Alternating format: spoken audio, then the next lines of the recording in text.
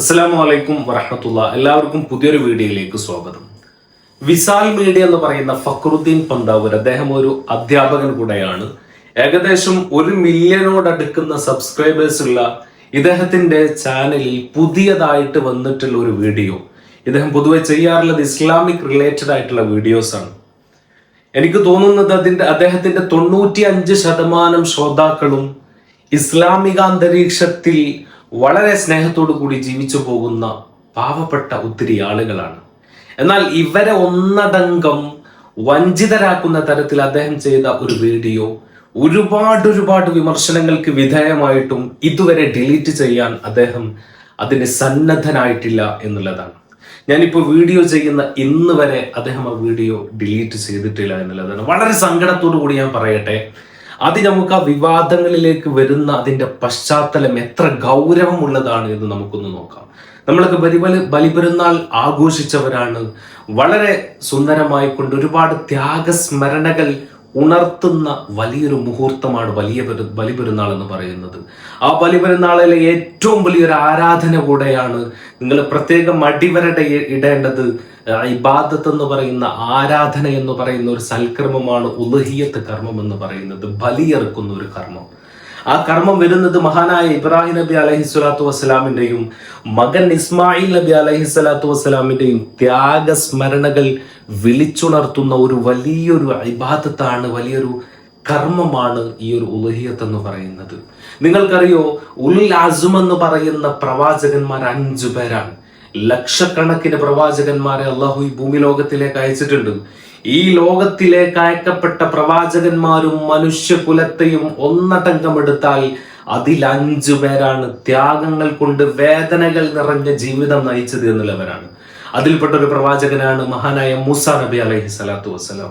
മൂസാ നബി ഫിർഔനിന്റെ അക്രമങ്ങൾ സഹിക്കവയ്യാതെ ഭീകാരമായി അടിച്ചു വീശുന്ന കടലിന്റെ മുന്നിൽ പെടുകയും പിന്നിൽ ഫിർഔനിന്റെ സൈന്യം വന്നുകൊണ്ട് മഹാനായ മൂസാ നബി അലൈഹി സ്വലാത്തു വസ്സലാമിനെയും സംഘത്തെയും ഒന്നടങ്കം ഇല്ലാതാക്കാൻ വേണ്ടി ശ്രമിച്ചപ്പോൾ ഒരുപാട് ത്യാഗങ്ങൾ സഹിച്ചിട്ടുണ്ട് മൂസാ നബി ഇതിന്റെ മുമ്പ്. പക്ഷെ അവിടെ സമുദ്രം പോലും പിളർന്നു കൊടുത്ത അത്ഭുതങ്ങൾ സംഭവിച്ച മൂസാ നബി അലൈഹി സ്വലാത്തു വസ്സലാമിന്റെ ചരിത്രം നമുക്കറിയാം. പക്ഷെ അതിന് മുന്നേ ഒരുപാട് പീഡന കഥകൾ മഹാനായ മൂസാ നബി അലൈഹി സ്വലാം ഏറ്റുവാങ്ങേണ്ടി വന്നിട്ടുണ്ട്. ഉലുൽ അസ്മിൽപ്പെട്ട മറ്റൊരു പ്രവാചകനാണ് മഹാനായ ഈസാ നബി അലൈഹി സ്വലാത്തു വസ്സലാം. മഹാനായ നബിയെ കുരിശിലേറ്റുമ്പോ അള്ളാഹു സുബ്ഹാനഹു വ തആലയുടെ മഹാത്ഭുതം എന്നോണം മഹാനവറുകളെ 7ാം ആകാശത്തിലേക്ക് ഉയർത്തിക്കൊണ്ട് അദ്ദേഹത്തിന്റെ അതേ മുഖമുള്ള അദ്ദേഹത്തിന്റെ ഒരു ശത്രുവിനെ ആ ഒരു കുരിശിലേറ്റുകയും ഒരുപാട് ത്യാഗങ്ങൾ സഹിക്കേണ്ടി വരികയും ചെയ്തിട്ടുള്ള ഒരു പ്രവാചകനാണ് മഹാനായ ഈസാ നബി അലൈഹി സ്വലാത്തു വസ്സലാം. മറ്റൊന്ന് മഹാനായ നൂഹ് നബി അലൈഹി സ്വലാത്തു വസ്സലാമാണ്. 950 വർഷം ആളുകളെ ഇസ്ലാമിലേക്ക് ക്ഷണിച്ചിട്ടും വെറും വിരലിലെണ്ണാവുന്ന ആളുകൾ മാത്രമാണ് മഹാനായ നൂഹ് നബി അലൈഹി സ്വലാത്തു വസ്സലാമിന്റെ മതത്തിലേക്ക് കടന്നു വന്നിട്ടുള്ളത്, പരിശുദ്ധ ഇസ്ലാമിലേക്ക് വന്നിട്ടുള്ളത്.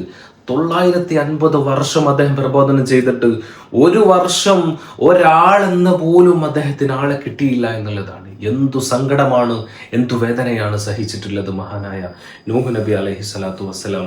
മറ്റൊരു പ്രവാചകനാണ് ഇബ്രാഹിം നബി അലൈഹി സ്വലാത്തു വസ്സലാം. ഇബ്രാഹിം നബിയുടെ വലിയ ത്യാഗമാണ്, വലിയ സഹനമാണ് നമ്മളിപ്പോൾ ബലിപെരുന്നാൾ പോലും ആഘോഷിക്കുന്നതിന് കാരണമാകുന്നത്. നമ്രൂദിന്റെ തീകുണ്ടാരമടക്കം ഒരുപാട് പീഡന കഥകളിലൂടെ ഇബ്രാഹിം നബി കടന്നു വന്നപ്പോ അവസാനമായിട്ട് തന്റെ 90ാം വയസ്സിൽ ഒരു കുഞ്ഞ് ജനിച്ചപ്പോ ആ കുഞ്ഞിനെ ബലി കൊടുക്കണമെന്നുള്ള വലിയൊരു ഉത്തരവ്, മനസ്സുകൊണ്ട് നമുക്ക് പോലും താങ്ങാൻ കഴിയാത്ത വലിയൊരു ഉത്തരവ് അള്ളാന്റെ അടുക്കൽ നിന്ന് കിട്ടിയപ്പോ 2ഉം കൽപ്പിച്ചു മകനും ഉപ്പയും അതിനു വേണ്ടി തയ്യാറാകുന്ന വളരെ സങ്കടകരമായിട്ടുള്ള, എന്നാൽ ആരാധന കൊണ്ട് അള്ളാഹു മാത്രമാണ് വലിയവൻ, അവൻ എന്തു പറഞ്ഞാലും അനുസരിക്കണമെന്നുള്ള വലിയൊരു സന്ദേശമാണ് ആ ബലികർമ്മത്തിലൂടെ നമുക്ക് നൽകുന്നത് എന്നുള്ളതാണ്. ആ ബലികർമ്മത്തെ അനുസ്മരിക്കുന്ന വിധത്തിലാണ് ഇപ്പോഴും നമ്മൾ വലിയൊരു അതിമഹത്തായ ഇബാദത്തായി കൊണ്ട് ബലികർമ്മം നടത്തുന്നത് എന്നുള്ളതാണ്.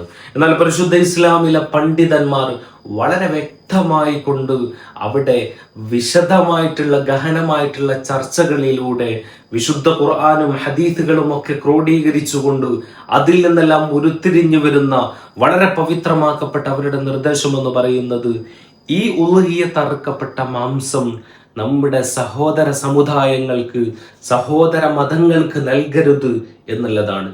എന്നതുകൊണ്ട് ഉദ്ദേശിക്കുന്നത് അവരെ പട്ടിണി കിടരുത് എന്നുള്ളതല്ല. അയൽവാസി പട്ടിണി കിടക്കുമ്പോൾ വയറ് നിറച്ച് തിന്നുന്നവൻ ഞങ്ങളിൽ പെട്ടവനല്ല എന്ന് പുണ്യ നബി സ്വല്ലല്ലാഹു അലൈഹി വസല്ലം പഠിപ്പിച്ചെടുത്ത് ഒരിക്കലും അയൽവാസി മുസ്ലിമോ അമുസ്ലിമോ എന്ന് നോക്കാൻ വേണ്ടിയിട്ട് പറഞ്ഞിട്ടില്ല, അവരെ വേർതിരിച്ച് നിർത്താൻ വേണ്ടിയിട്ട് പറഞ്ഞിട്ടില്ല.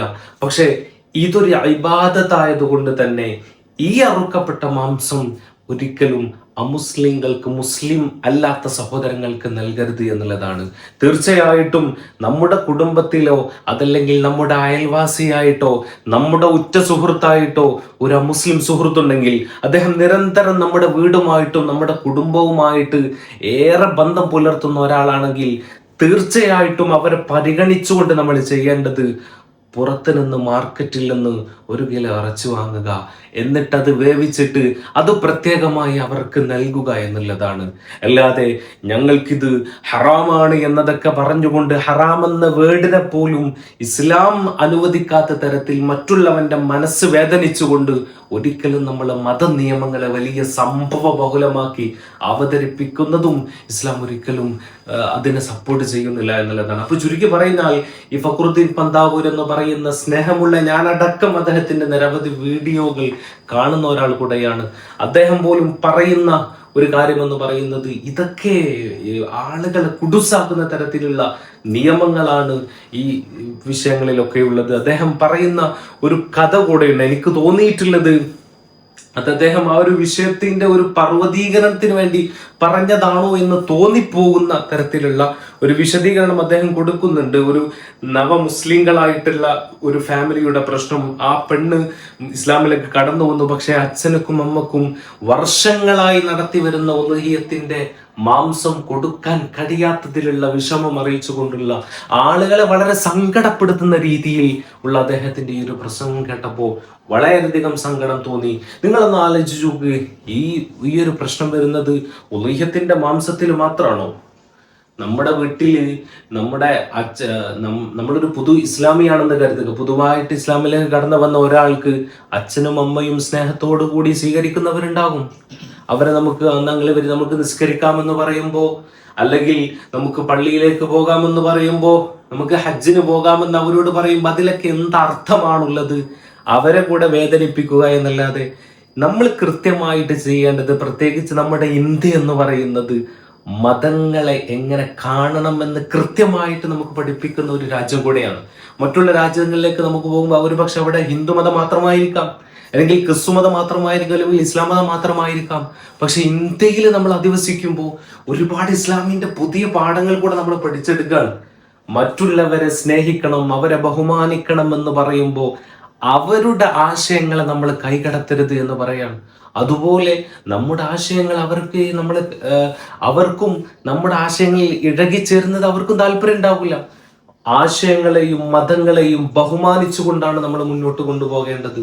അല്ലാതെ മറ്റുള്ളൊരു സെന്റിമെന്റ്സ് കാണിച്ചുകൊണ്ട് എന്താണ് ഇങ്ങനെ വേർതിരിവ്, ഇസ്ലാം ഒരിക്കലും കുടുസായിട്ടുള്ള മതമല്ല, ഖുർആനിലൊന്നും ഇങ്ങനെ പറഞ്ഞിട്ടില്ല, ഹദീസിലൊന്നും ഇങ്ങനെ പറഞ്ഞിട്ടില്ല എന്ന് പറയുമ്പോൾ പ്രിയപ്പെട്ട ഫക്രുദ്ദീൻ പന്താവൂരിനോട് എനിക്ക് പറയാനുള്ളത്, നിങ്ങൾ ഇതുവരെ പറഞ്ഞു വെച്ചതെല്ലാം ഈ ഒരൊറ്റ വീഡിയോയിലൂടെ ഇല്ലാതാകുന്ന ഒരു സാഹചര്യമുണ്ട്. പ്രത്യേകിച്ച് പാവപ്പെട്ട നിരവധി ഉമ്മമാരും പാവപ്പെട്ട ഒരുപാട് ആളുകൾ നിങ്ങളുടെ വീഡിയോ കാണുന്നവരുണ്ട്. അതുകൊണ്ട് ദയവ് ചെയ്ത് ഒരു ക്ഷമാപണമെങ്കിലും ഈ ഒരു വിഷയത്തിൽ നിങ്ങൾ നടത്തണമെന്ന് വളരെ വിനയത്തോടു കൂടി ഓർമ്മപ്പെടുത്തുകയാണ്. അങ്ങനെ നമുക്ക് അദ്ദേഹം പറഞ്ഞിട്ടുള്ള കുറച്ച് കാര്യങ്ങളൊന്ന് കേട്ടുനോക്കാം.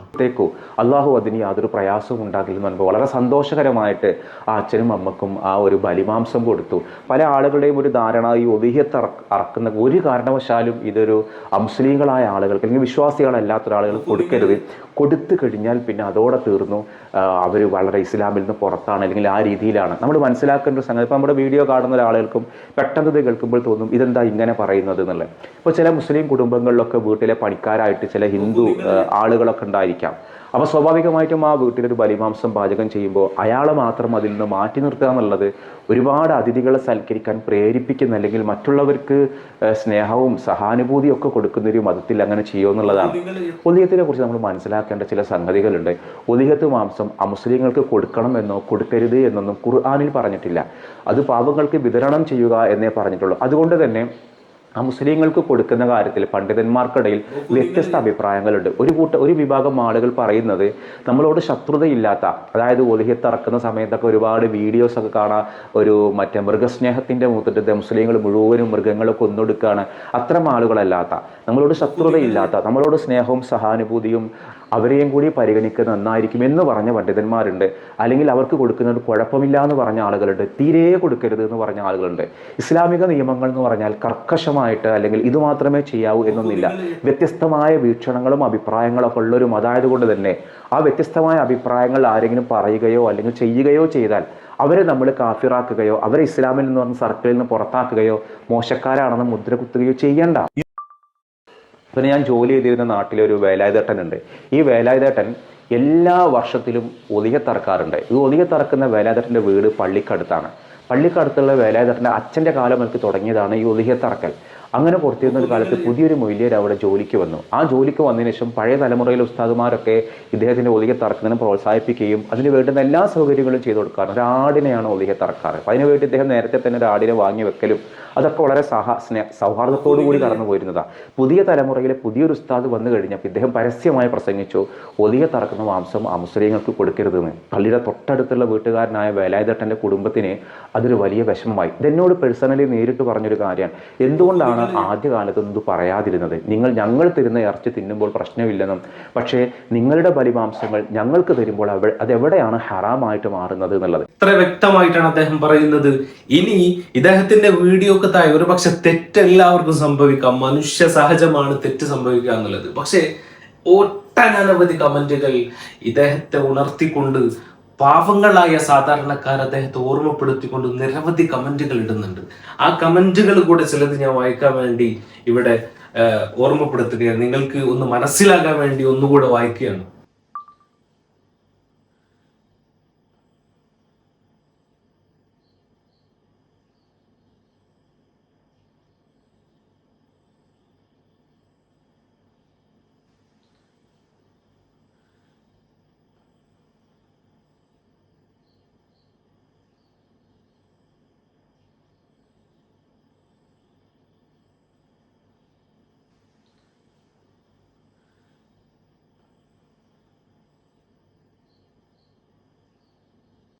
അപ്പോ ചുരുക്കി പറഞ്ഞാൽ ഈ ഒരു വിഷയത്തിൽ അദ്ദേഹത്തിന്റെ വീഡിയോസ് അദ്ദേഹം ഈ അടുത്ത് ജയിലിൽ പോവുകയും അതിനുശേഷം അദ്ദേഹത്തിന്റെ വീഡിയോകൾ നിരവധി റീച്ചിലേക്കൊക്കെ പോയിട്ടുള്ള വീഡിയോകളാണ്. ഒരുപാട് സന്തോഷത്തോടു കൂടി അദ്ദേഹം പുറത്തു വന്നപ്പോൾ പ്രാർത്ഥനകളോടുകൂടി അദ്ദേഹം ജയിലിലായപ്പോൾ ഒരുപാട് ആളുകൾ അദ്ദേഹത്തിന്റെ കൂടെ നിന്നിട്ടുണ്ട്. അവരെയൊക്കെ പൊട്ടന്മാരാക്കുന്ന തരത്തിൽ തെറ്ററിഞ്ഞിട്ടും അത് തിരുത്താതെ പോകുമ്പോൾ അതിൽ സങ്കടമുണ്ട്. അതിലുള്ള ഒരു പ്രതിഷേധം താങ്കളുടെ ഒരു സബ്സ്ക്രൈബർ എന്ന നിലക്ക് ഞാനും കൂടെ അറിയിച്ചുകൊണ്ട് വീഡിയോ അവസാനിപ്പിക്കുന്നു. Thanks for watching.